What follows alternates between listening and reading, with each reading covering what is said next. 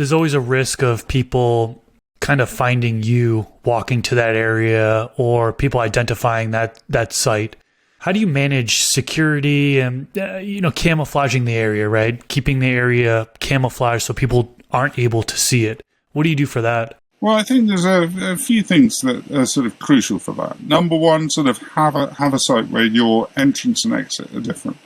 So if someone follows you, they're not going to see you come out of the same way you went in. Always have an in and an out. Number two, there's sort of security, just a sort of digital security. We're all in a phone. That phone tracks you. If you're into this project, turn your phone off. Turn that location finding thing. That's your biggest sort of enemy in all of this. You get arrested, and I think there's a wider point on that. The phone is dead to you. Don't get involved with that. Don't be there taking pictures, WhatsApping your friends, all that malarkey. It's a bad thing, and I think that's a wider point to be made there. Tell no one. This is like a private project. Anyone you tell that's a vulnerability. Your best friend, whatever. Anyone that doesn't need to know, doesn't need to know. You only expose yourself to danger.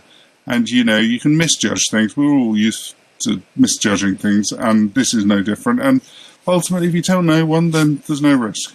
You tell everyone, then it's a good story. It's no one else is doing it. Oh, my friend, it makes you vulnerable. It comes back to the whole thing. Because it's legal, it's vulnerable. It makes you vulnerable.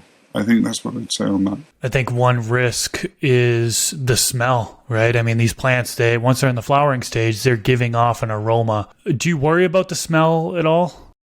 Well, I think the smell more comes from the cure and the dry.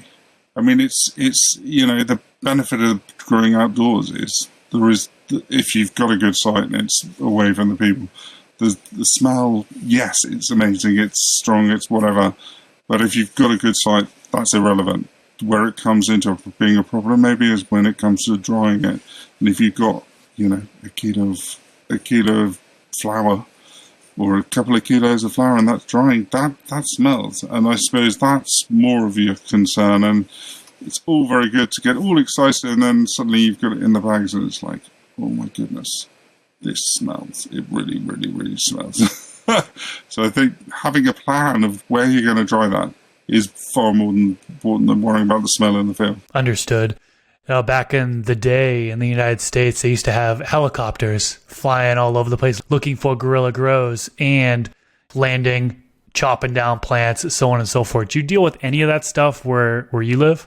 Well, I suppose what I do is not that common. People are. I don't think there's thousands of people out there doing it. And I think the key is subtlety. Don't buy the plants that are guaranteed 3 meters tall. Go small and plenty.